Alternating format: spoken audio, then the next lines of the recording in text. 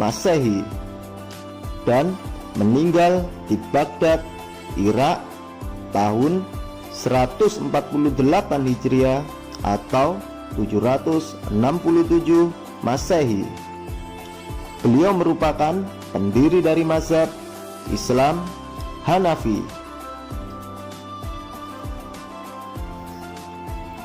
Abu Hanifah juga merupakan seorang tabi'in, generasi setelah para sahabat Nabi, karena dia pernah bertemu dengan salah seorang sahabat Rasulullah SAW yang bernama Anas bin Malik dan beberapa peserta perang Badar yang dimuliakan oleh Allah Subhanahu wa Ta'ala, yang merupakan generasi terbaik Islam.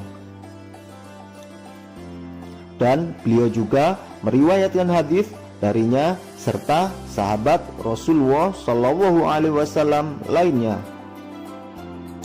Imam Hanafi disebutkan sebagai tokoh yang pertama kali menyusun kitab fikih berdasarkan kelompok-kelompok yang berawal dari kesucian atau toharo, sholat, dan seterusnya, yang kemudian diikuti oleh ulama-ulama sesudahnya, yaitu seperti Imam Malik bin Anas, Imam Syafi'i, Abu Dawud, dan Imam Bukhari.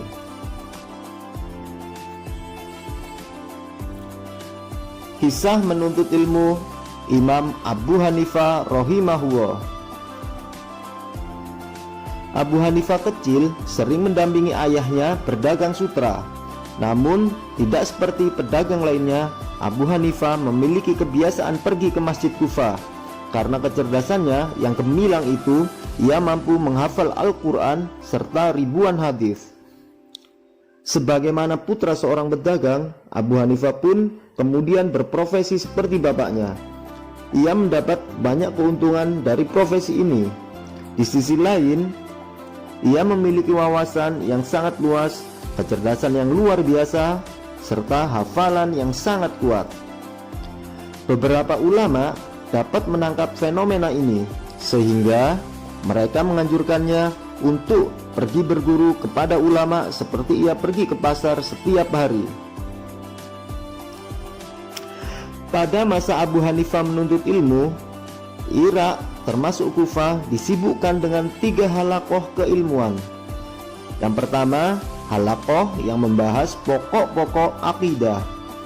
Yang kedua, halaqah yang membahas tentang hadis Rasulullah, metode dan proses pengumpulannya dari berbagai negara, serta pembahasan dari perawi dan kemungkinan diterima atau tidaknya pribadi dan riwayat mereka. Ketiga, halaqah yang membahas masalah fikih dari Al-Quran dan hadis, termasuk membahas fatwa untuk menjawab masalah-masalah baru yang muncul saat itu yang belum pernah muncul sebelumnya.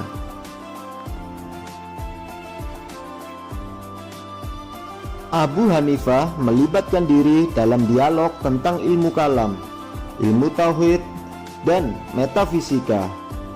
Beliau menghadiri kajian hadis dan periwayatannya, sehingga ia mempunyai andil besar di dalam bidang ini. Setelah Abu Hanifah menjelajahi bidang-bidang keilmuan secara mendalam, ia memilih bidang fikih sebagai konsentrasi kajiannya. Ia mulai mempelajari berbagai permasalahan fikih dengan cara berguru kepada salah satu syekh ternama yang ada di kota Kufah. Ia terus menimba ilmu darinya hingga selesai. Sementara Kufah saat itu menjadi tempat domisili bagi para ulama fikih di Irak. Abu Hanifah sangat antusias dalam menghadiri dan menyertai gurunya. Hanya saja ia terkenal sebagai murid yang banyak bertanya dan banyak berdebat, serta bersikeras mempertahankan pendapatnya, terkadang menjadikan syekh kesal padanya. Namun karena kecintaannya pada sang murid, ia selalu mencari tahu tentang kondisi perkembangannya.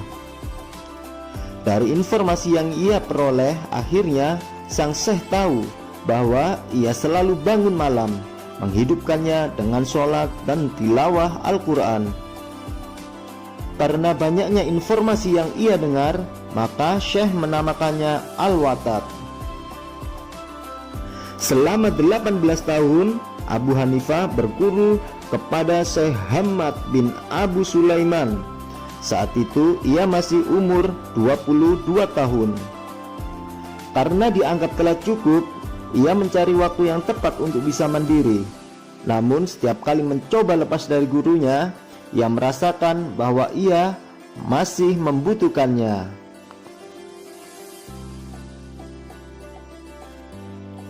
Kisah Imam Abu Hanifah menjadi ulama. Kabar buruk terhembus dari Basrah untuk Syekh Hammad. Seorang keluarga dekatnya telah wafat, sementara ia menjadi salah satu ahli warisnya. Ketika ia memutuskan untuk pergi ke Basrah, ia meminta Abu Hanifah untuk menggantikan posisinya sebagai pengajar, pemberi fatwa, dan pengarah dialog. Saat Abu Hanifah menggantikan posisi Syekh Hammad, ia dihujani oleh pertanyaan yang sangat banyak.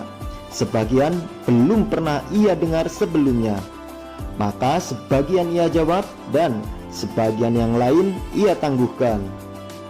Ketika Syekh Hammad datang dari Basrah, ia segera mengajukan pertanyaan-pertanyaan tersebut dan tidak kurang dari 60 pertanyaan. 40 pertanyaan diantaranya sama dengan jawaban Abu Hanifah dan berbeda pendapat dalam 20 jawaban. Dari peristiwa ini, ia merasa bahwa masih banyak kekurangan yang ia rasakan.